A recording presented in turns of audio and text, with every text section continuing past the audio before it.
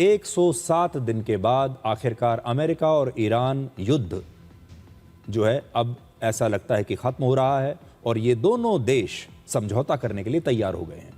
सबसे बड़ी बात यह है कि पहली बार ईरान ने भी इस युद्ध विराम को अपनी मंजूरी दी है। इससे पहले ईरान हमेशा ये कहता रहता था कि हमारी मंजूरी नहीं है, हमें नहीं पता कैसे हो रहा है, और वो ये भी कहता था कि हमसे तो कोई बातचीत ही नहीं हुई। लेकिन पहली बार ईरान ने भी अपनी मंजूरी दे दी है। 14 जून को अपने जन्मदिन पर अमेरिका के राष्ट्रपति डोनाल्ड ट्रंप ने पूरी दुनिया को इस समझौते की खुशखबरी दी। उन्होंने सोशल मीडिया पर लिखा कि ईरान के साथ समझौता हो गया है, हॉर्मूज सभी जहाज़ों के लिए फिर से खुल रहा है और अमेरिकी नौसैनिक अब नाकाबंदी जो है उसको तुरंत हटा देंगे।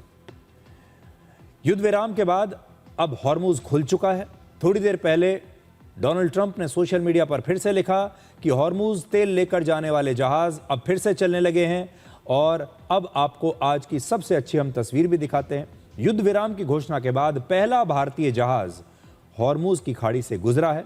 इस भारतीय जहाज का नाम है दिशा, जो 62,000 टन LNG लेकर भारत की तरफ आ रहा है। 28 फरवरी को ईरान पर हमले के बाद से ही हॉर्मूज लगभग बंद हो चुका था।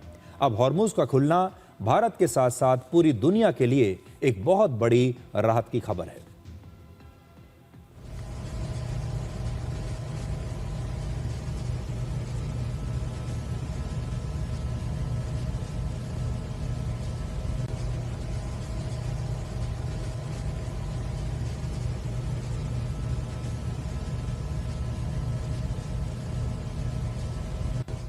तो आज एक भारतीय जहाज हॉर्मूज के रास्ते से गुजरा है LNG लेकर और ये भारत की तरफ आ रहा है। ये एक अच्छी खबर है, एक बड़ा शुभ संकेत है। ईरान इस समझौते को अमेरिका पर अपनी जीत बता रहा है। अब देखिए, दोनों ही अपनी अपनी जीत का दावा कर रहे हैं। ट्रंप कहते हैं ये मेरी जीत है, लेकिन ईरान कहता है कि ये हमारी जीत है। ईरान के सरकारी टीवी चैनल ने इस युद्ध विराम की जब घोषणा की तो उसने कहा कि ईरान ने अमेरिका को झुका दिया है, ईरान ने अमेरिका को झुकने पर मजबूर कर दिया है। آمریکا وادار به امضای تفاهم پایان جنگ با جمهوری اسلامی ایران و جبهه مقاومت شد. तो देखिए, ईरान का जो टीवी चैनल है वो कह रहा है कि अमेरिका को मजबूर होना पड़ा ईरान के साथ समझौता करने के लिए। अब आपको ये बताते हैं कि ईरान के मीडिया के मुताबिक इस युद्ध विराम के लिए ईरान ने क्या शर्तें रखी हैं। ईरान क्या कहता है, ये ईरान का पक्ष है। पहला, हॉर्मूज को पूरी तरह से खोल दिया जाएगा और अमेरिका वहां से अपनी नौसेना को हटा लेगा। दूसरा, लेबनान सहित सभी मोर्चों पर लड़ाई तुरंत और हमेशा के लिए बंद की जाएगी, इसमें लेबनान को भी शामिल किया जाएगा। तीसरा, ईरान के तेल व्यापार पर लगे प्रतिबंध अब हटा दिए जाएंगे और ईरान अब किसी को भी तेल बेच पाएगा। चौथा, ईरान की जब्त की गई 24 अरब डॉलर की संपत्ति उसे वापस की जाएगी। पांचवा, अमेरिका ईरान के आंतरिक मामलों में अब दखल नहीं देगा। छठा, अमेरिका और उसके सहयोगी देश ईरान में 300 अरब डॉलर के निवेश और रिकंस्ट्रक्शन के लिए काम करेंगे। अमेरिका और ईरान 19 जून को स्विट्जरलैंड के जिनेवा में समझौते पर हस्ताक्षर करेंगे और ईरान ने यह भी स्पष्ट किया है कि यह समझौता फिलहाल 60 दिनों के लिए ही लागू होगा, 60 डेज। इन 60 दिनों में ईरान के परमाणु कार्यक्रम पर भी अलग से बातचीत चलती रहेगी। ईरान के उप विदेश मंत्री ने ईरान के एक न्यूज चैनल पर अपने एक टेलीफोनिक इंटरव्यू में कहा कि अगले 60 दिनों में बातचीत का सबसे बड़ा मुद्दा ईरान पर लगे सभी प्रतिबंधों को खत्म करना होगा। ما در مذاکرات 60 روزه چندین موضوع داریم. نکته اول بحث خاتمه تمامی تحریم‌ها علیه جمهوری اسلامی ایران هست. تحریم‌های یک جانبه، چه اولیه و چه ثانویه، و همچنین خاتمه قطعنامه‌های شورای امنیت، خاتمه قطعنامه‌های شورای حکام آژانس. تمامی اینها در متن پیش‌نویس هم پیش‌بینی شده که آمریکا به تمامی اینها خاتمه خواهد داد. این تفاوت کلیدی با تعهدات آمریکا ذیل موافقتنامه‌های قبلی همکاری‌های هسته‌ای بود و یا رفع تحریمی. در واقع تمامی تحریم‌ها رفع خواهند شد. अमेरिका और ईरान के बीच जो MOU हुआ है, यानी मेमोरेंडम ऑफ अंडरस्टैंडिंग, इस पर अमेरिका के राष्ट्रपति, उपराष्ट्रपति और ईरान की संसद के अध्यक्ष ने हस्ताक्षर किए हैं। मेमोरेंडम ऑफ अंडरस्टैंडिंग ही 19 जून को आखिरी समझौते के रूप में इसको बदल दिया जाएगा, कन्वर्ट हो जाएगा उसमें। और ट्रंप के लिए इस युद्ध को जल्द खत्म करना बहुत ज़रूरी हो गया था। पिछले 106 दिनों में इस युद्ध पर अमेरिका के लगभग $3 लाख करोड़ रुपए खर्च हो चुके हैं, माफ कीजिएगा, लगभग देखिए 2.8 लाख करोड़ रुपए खर्च हो चुके हैं। कच्चे तेल की कीमतों में वृद्धि से अमेरिका में कई बार पेट्रोल के दाम बढ़ चुके हैं। अमेरिका में महंगाई 3 वर्षों में सबसे ज्यादा हो गई है। युद्ध की वजह से अमेरिका में भी ट्रंप का लगातार विरोध किया जा रहा है। इसी साल मिड टर्म इलेक्शन होने वाले हैं और ट्रंप की लोकप्रियता लगातार नीचे गिर रही है। इसलिए वो समझौते की कोशिश बहुत समय से कर रहे थे। ईरान के राष्ट्रीय सुरक्षा आयोग के सदस्य का एक सदस्य का कहना है कि ट्रंप को इस समझौते की बहुत आवश्यकता थी।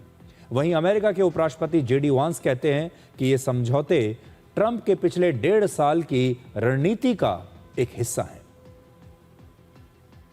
I believe there are some in our country who oppose this. However, the U.S. urgently needs this. Trump, due to the upcoming elections and the need for peace during the World Cup, is also interested. Therefore, we are willing to proceed, provided that the interests of the Islamic Republic are secured. What the president really wanted to do, not just with the last 6 weeks, but really the last year and a half of Iran policy, is to get us to a place where we could change our relationship fundamentally with the Iranians and ensure that they never have a nuclear weapon. तो देखिए, America ये कह रहा है कि हमने जो road map बनाया था सब कुछ उसी के हिसाब से हो रहा है। पूरी पटकथा, स्क्रिप्ट सब कुछ हमने लिखी है, पूरी कहानी हमने लिखी है, हमारे हिसाब से हो रहा है। और ईरान ये कह रहा है कि हमने अमेरिका को झुका दिया है, हमने अमेरिका को ये हस्ताक्षर करने के लिए मजबूर कर दिया है।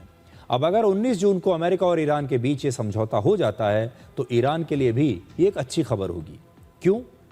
ईरान को 47 साल पुराने अमेरिकी प्रतिबंधों में कुछ राहत मिल सकती है। 1979 की इस्लामिक क्रांति के बाद से ईरान पर लगातार बहुत सारे आर्थिक प्रतिबंध लगाए गए थे। दूसरा, अमेरिका और दूसरे देशों में ईरान की जो संपत्तियां जब्त कर ली गई हैं वो अब उन्हें वापस मिल सकती हैं। वो जो पैसा है बैंकों में जिन्हें जब्त कर लिया गया है वो वापस मिल सकता है।